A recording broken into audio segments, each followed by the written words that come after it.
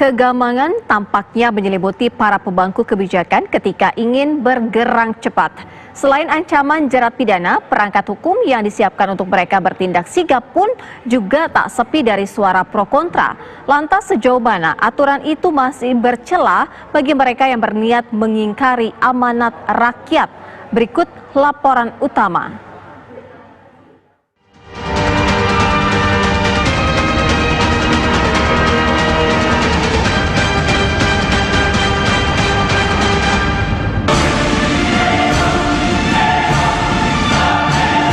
Jangan biasa-biasa saja, jangan linier, jangan menganggap ini normal, bahaya sekali.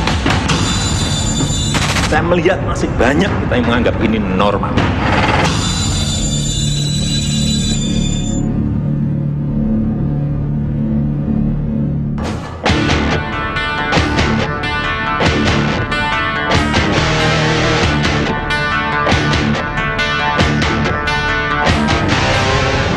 Jangan biasa-biasa saja, jangan linier, jangan menganggap ini normal.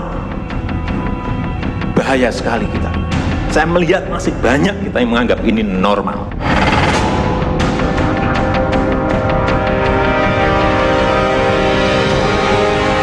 Presiden tak dapat menyembunyikan kejengkelannya ketika menilai penanganan pandemi yang dilakukan para pembantunya dianggap lamban. Padahal anggaran ratusan triliun rupiah telah disiagakan. Pun payung hukum yang seakan memaklumi pelebaran dan penggunaan anggaran itu di tengah situasi darurat juga telah diiyakan Presiden maupun Parlemen. Saya sangat sependapat dengan pemerintah menerbitkan Perpu sebagai payung hukum untuk menyatakan COVID-19 adalah darurat, sehingga bisa ditangani dengan cara-cara darurat. Keadaan darurat boleh ditangani dengan darurat, tapi jika ada penyimpangan-penyimpangan, maka tidak berarti bahwa mereka bebas dari hukum. Pasal ini memang memuat semacam imunitas bagi pemerintah atau KSSK dalam penanganan COVID ini. Padahal kita tahu pengalaman bagaimana anggaran kebencanaan ini itu juga sangat rentan terhadap korupsi. Itu yang harus selalu dipantau oleh pemerintah maupun aparat penegak hukum.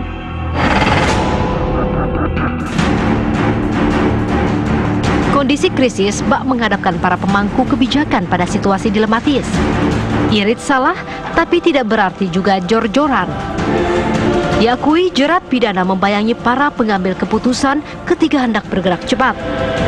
Sedangkan payung hukum yang disiapkan untuk mengawal penggunaan anggaran pun juga tak sepi dari sorotan. Kalau menyimpangi dari aturan, tidak sesuai dengan aturan yang ada, menabrak aturan karena ada keperluan kebijakan, itu boleh. Tapi penggunaan dana, bagaimana penggunaan dana itu dilakukan, tidak boleh ada penyimpangan, harus sesuai dengan prinsip auditable dan akuntabel, ya.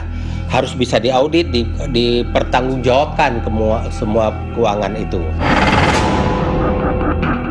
Korupsi di saat bencana dijatuhi hukuman mati, atau ini merupakan hukuman tertinggi dalam perundang-undangan.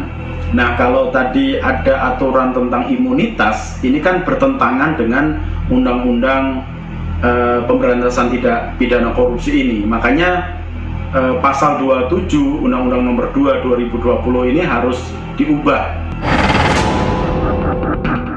Ketika kondisi krisis seperti ini, pasti akan terjadi orang-orang yang punya moral hazard, ingin memanfaatkan situasi ini, tidak akan hilang, pasti ada ya. Makanya fungsi DPR mengawasi akan terus kita lakukan, walaupun di pasal 27 itu ya sebetulnya untuk memberikan satu bukan proteksi, tetapi kekuatan moral bagaimana para pejabat pemegang polisi atau yang melaksanakan daripada polisi yang ada di negara kita ini, mereka biar tidak dibayang-bayangi ketakutan, tapi tetap kita lakukan early warning system. Keresahan atas terbitnya Perpu Corona yang telah diketuk palu menjadi undang-undang itu telah mendorong sejumlah kalangan menempuh jalur hukum. Mereka pun mengajukan uji materi ke Mahkamah Konstitusi. Perpunya sendiri itu kan sudah tidak ada. Jadi pada waktu itu kita sudah mengajukan, pada saat masih perpu itu sudah mengajukan, kemudian oleh MK diputus tidak diterima karena perpunya kan sudah ada, berubah menjadi undang-undang. Nah, seminggu atau beberapa hari setelah sidang pendahuluan pada waktu itu, kita langsung mendaftarkan judicial review untuk undang-undangnya sendiri. Kalau soal materialnya, kita spesifik menguji pasal 27 ayat 1, 2, dan 3. Ini soal hak imunitas pejabat. Jadi MK setelah menggelar persidangan pendahuluan, persidangan perbaikan, gitu kan. Nah, pada saat sidang perbaikan itu ternyata Perpu itu sudah disetujui oleh DPR untuk menjadi undang-undang. Kan memang benar faktanya, kemudian Perpu itu ditetapkan menjadi undang-undang nomor 2 ya 2020. Nah, MK tidak dapat menerima permohonan itu karena Perpu sudah menjadi undang-undang.